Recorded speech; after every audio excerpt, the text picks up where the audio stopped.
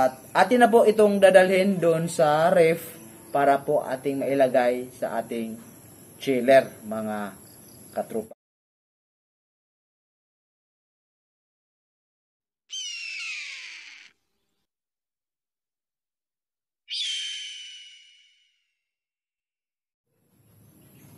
Hello, what's up mga katrupa? Ayan, good afternoon sa ating lahat. Andito na naman tayo ngayon, panibagong video, panibagong content. At kung makikita natin mga katrupa, andito po yung ating mga itlog ngayon na atin pong lilinisan mga katrupa para nang sa ganun ay mabalot po natin siya ng one paper bago po natin siya ilagay sa ref sa chiller. So, ang ating unang gagawin mga katrupa para manatili po na fertile po ang ating itlog pagdating po ng 15 days bago po natin siya incubate, atin muna siyang lilinisan mga katrupa. So, ito po, itong content na to, akin pong isi-share sa inyo para po sa mga wala pa pong idea kung paano po tayo linis ng itlog, magbalot ng itlog sa bond paper bago po natin ilagay sa chiller, mga katrupa. So, mga katrupa, huwag po kayong bibitaw. Tapusin nyo po ang video ito para nang sa ganun ay malaman nyo ang buong detalye sa hindi pa po nakakaalam. Alam ko sa mga nagpa-farm, sa mga big time farm ay alam nyo na ito.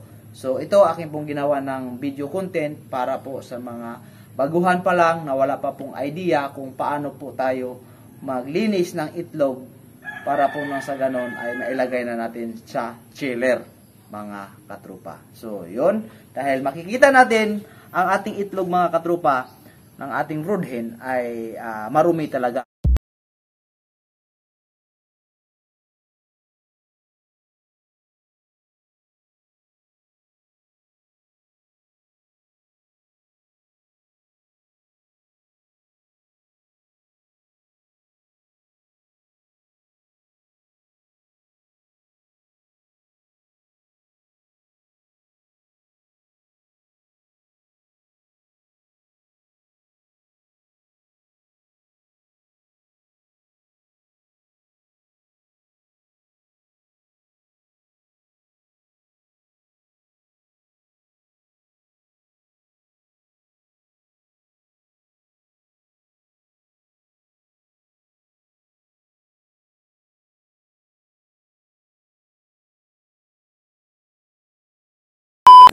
So mga katrupa, yun, tapos na po nating napunasan, malinis na po yung ating itlog mga katrupa. So ito po yung sa ating white hats na brood hen at sa gray hat sweater.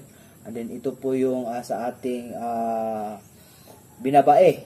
Ayan mga katrupa, ito po. Tapos ito po yung sa ating Boston sweater at saka sa Ormoc Gold itong 8 piraso. And then ito pong siyam, ito po yung sa ating sweater at sa broodcock na ginagamit ay yung hats na sweater mga katrupa. So yun. So mga katrupa, ayan, atin na po siyang ilalagay po sa kupunban. Ayan, mag-aaral tayo mga katrupa. Ay, may lapis din tayo mga katrupa na gagamitin at saka kupunban. So ngayon, itong dalawa mga katrupa ay sa binabae po ito sa ano po natin sa hini. Kaya lagyan po natin siya ng H mga katrupa. Ayan. Mo talaga bright lang po ang ilalagay mga katrupa. Ibig sabihin ay hini po siya. So yun, ganun lang ang ako marker mga katrupa ng itlog pag ako po ay frasis para po ma-incubate natin pagdating po ng 15 days. It's lang po ang ating ilalagay. Ayan. Ayan lang siya. At kailangan mga katrupa, sa paglagay ng marker sa ating mga itlog ng manok, ay huwag po tayong gumagamit ng mga ink na mga pangsulat. Paglagay ng marker dito. Ballpen, pentel, huwag po nating gagamitin yan mga katrupa dahil may ink po yan. Ito pong lapis ang ating gagamitin mga katrupa. Para po sigurado tayo na hindi po masisira ang ating itlog habang nandun pa po siya sa chiller na hindi pa po natin i-include, mga katropa. So, itong ating itlog sa ating hatch na sweater na broodcock, ito atin na lang po itong lagyan, mga katropa, na H at saka S. Yan. So, marami nang nakakaalam niya. S. So, ganun lang po ang lagay natin, mga katropa. Ibig sabihin ay ano siya, sa hatch po siya na sweater na broodcock para hindi po tayo malilito, mga katropa. And then, ito pong ating sa Boston sweater natin na na broodcock, lagyan lang po natin siya ng B as in boy and then S. So, yun. Ganun lang, mga katropa, ang ating paglagay po ng marker. And then, dito po sa ating gray hat sweater, lagyan lang po natin siya ng G at saka S.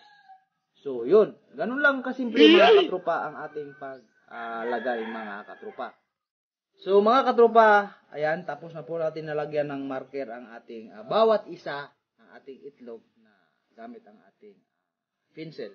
So, yun, makikita natin, mga katropa, ang mga itlog na yan ay may mga marker na yan, mga katropa. Para po hindi po tayo malilito dahil madali lang tandaan, mga katropa, ang ating mga brood hen na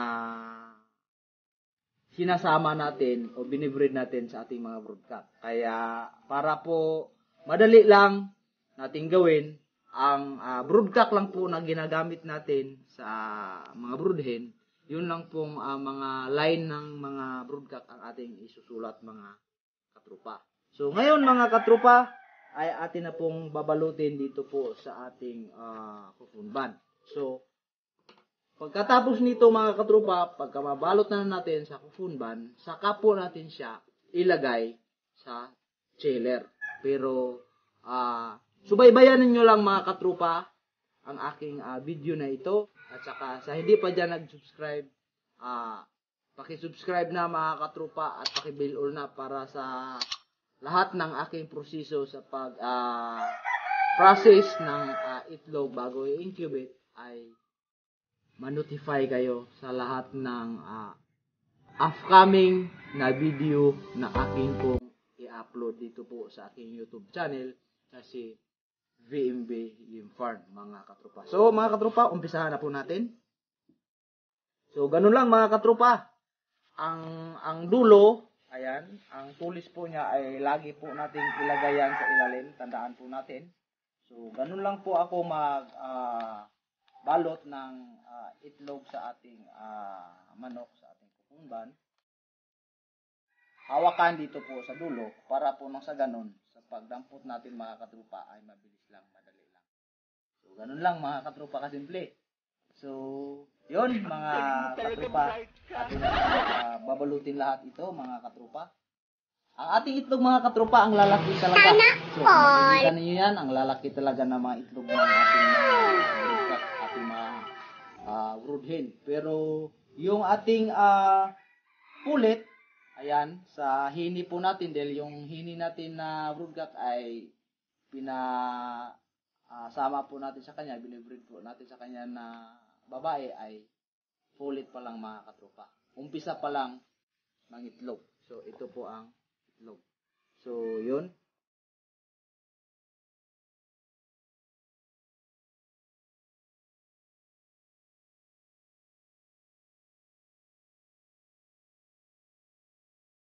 So, yun. Ganyan lang, mga katropa. So, yun. Ito siya. Mga katropa.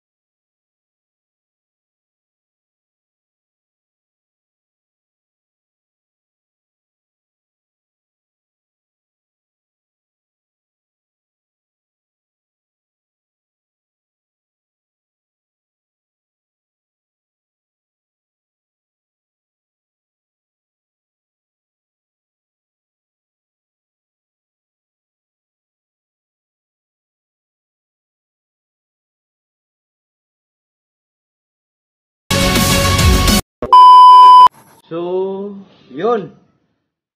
Mga katropa, baka magtaka kayo kung bakit binabalot natin itong ating itlog sa hindi pa po dyan nakakaalam. Pero alam ko sa mga marami, mga breeder, sa mga big time breeder, sa mga small breeder, na sanay na po mag-incubate ay alam nyo na ito mga katropa. Ito kasing purpose nito mga katropa, para paglagay po natin sa chiller po, talagang lagi po talagang yung matulis nating itlog nasa baba po talaga sa naka-posisyon. At kupunban po talaga ang ating gagamitin mga katropa sa pagbalot ng itlog para sa ganon ay malinis at hindi po magkakaroon ng marka ang ating itlog. Dahil kung gagamit po tayo mga katropa ng mga dyaryo o kung ano man dyan na ating pangbalot, ay didikit po yung mga marka o yung mga ink ng dyaryo dito po sa ating itlog. Kaya mas maganda ang ating pangbalot talaga mga katropa, take note, ay yung kupunban or bond paper mga katropa. So yun mga katropa, at atin na po itong dadalhin doon sa ref para po ating mailagay sa ating chiller mga katropa. A few moments later. So mga katropa, ito na po, atin na pong ilagay sa chiller ang ating itlog dahil sa ating proseso sa ating itlog mga katropa, sa ating mga brood hen, mula po nung initlog sila, magbilang lang po tayo ng 15 days. So ito initlog sila ay December 7. So atin po itong incubate ay December 22 o 23 mga katropa. So yun mga katropa, yun, gaya na sinabi ko sa inyo kanina mga katropa, na ang paghawak po natin sa ating itlog ay kaya mayroon po siyang dulo, ayan, matulis po para po hindi po tayo mahirapan maglagay.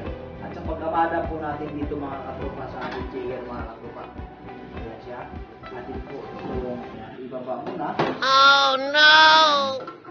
Ginagawa mo! Ito, laging nakatayo ang ating itlog sa paglagay mga katropa. Ayan siya. Yun ang purpose mga katropa, para hindi po talaga na makahiga ang ating itlog sa pag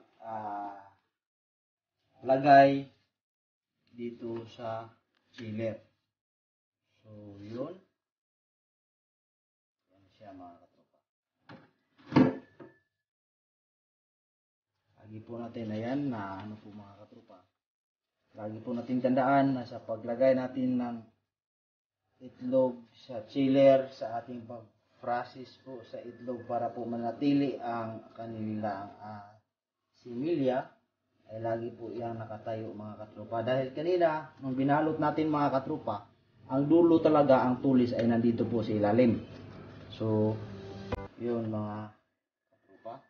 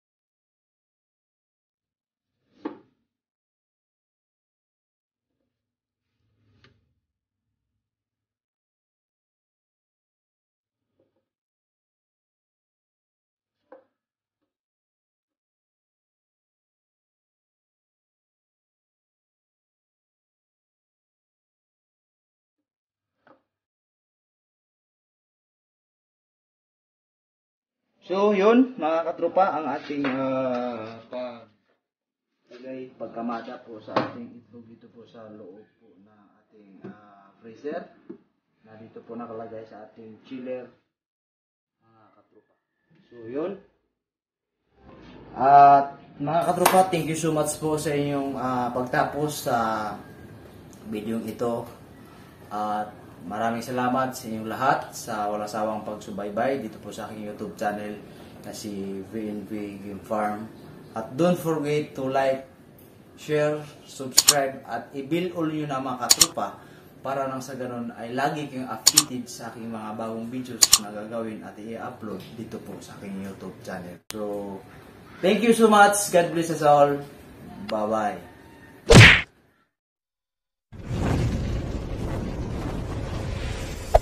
Hey there. Subscribe to my channel. And also press this bell icon.